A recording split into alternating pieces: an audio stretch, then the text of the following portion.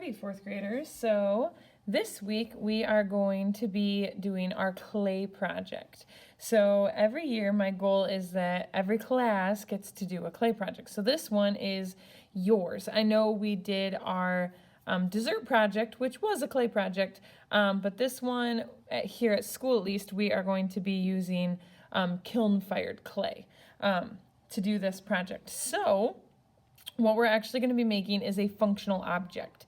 And a functional object is something that has a purpose, a use, besides just like sitting on a shelf and looking cool. They can actually be used. So we're actually going to be making mugs out of clay. So some students had a little bit more trouble and decided to make a cup, or they just didn't want to do a handle. So they did a cup. A teacup is fine. A mug is fine. If you want it to have two handles, that's fine too. So what we're going to be doing today is you're going to take a ball of clay, and of course if you're at home and you don't have clay, you're welcome to use Play-Doh. There's also like a million different recipes online for like salt dough and things like that that will work as well. Or you could head to the dollar store and pick up a package of Model Magic, and that will work just fine too.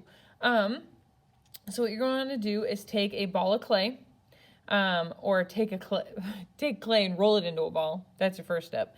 And then you're going to want to poke a hole in the middle with your thumb. Then you're going to take your fingers and you are going to pinch the outside and the inside. So you're going to have your thumb on the inside, your hands on the outside, and you're going to do this pinching motion. And that is going to slowly open up the inside of your cup. And you can take both hands and do it at the same time once it's opened up a little bit more. This will help the bottom of your cup to be flat if you set it down. And then what you want to do is kind of thin out the bottom. You don't want the bottom to be too thick. You don't want the walls to be too thick. And you're going to just start pinching. This is called the pinch method. Usually this is the first kind of main art technique that you use or that you learn is the pinch method. Usually you start out with like a pinch bowl or a pinch pot, which if that's what you end up with is more of a bowl or a pot, that's okay with me too. But if you can, try and form it into a teacup or a mug. Okay, so that's kind of more of a teacup than a mug. I'm gonna kind of squish it a little, bring up my sides a little bit more, make them a little taller so that I get a little bit more of a mug shape here. A little bit taller sides. All right, we're going to call that good so that you guys don't have to sit here forever and watch me pinch and mold. Okay, so then the next step is going to be to add a handle. So anytime you attach two pieces of clay, you have to follow the 4 S's. The 4 S's are score, slip, stick, smooth. So for this, you're going to need another piece of clay, and you're going to want to roll it into what I call a snake. And if you don't want to make it a snake, if you would like to like lay it flat and cut it into more of like a rectangle, that's okay with me too. Obviously, this is your project, so whatever your goal is here is fine with me.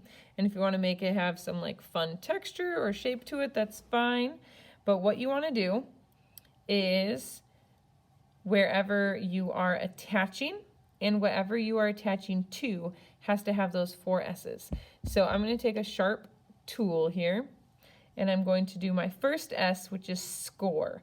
And that's basically making like little hashtag marks all over the place where you are going to be attaching the handle. So if you notice, your handle is going to attach in 2 places.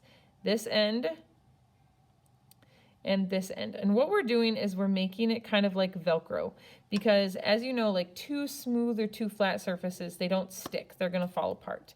But 2 rough surfaces are going to lock and hold together like Velcro does.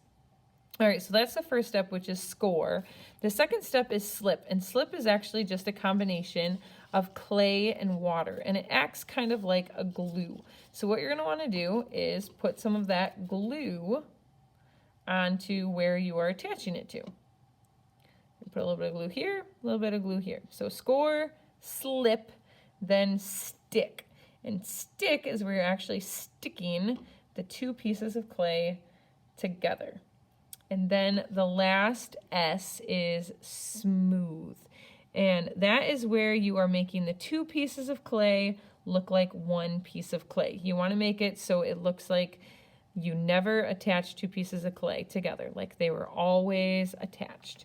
And sometimes I like to use other little clay tools to do that. If you have like a butter knife at home or like an old spoon or like the handle of a spoon, sometimes those smooth things work really well for that. Or like maybe the handle of an old toothbrush or a popsicle stick actually works great for this. So if you have like a wooden popsicle stick, that works really good for this as well.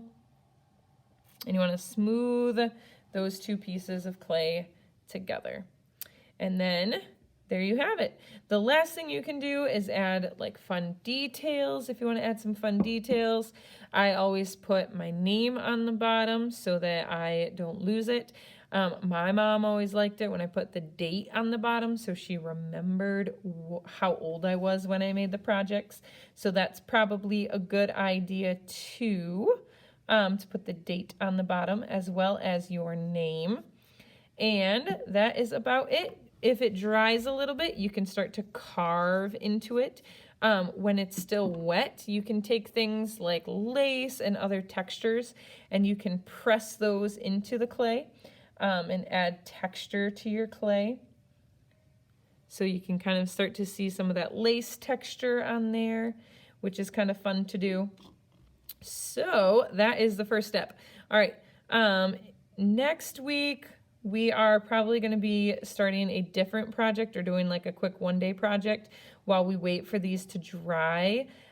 Here at school at least, and then we're going to be painting them. But if yours are ready to go next week, which they probably will be, I will go ahead and show you guys the painting step next week. Okay, so hang on to these. We will add color in a little bit, and I will talk to you then.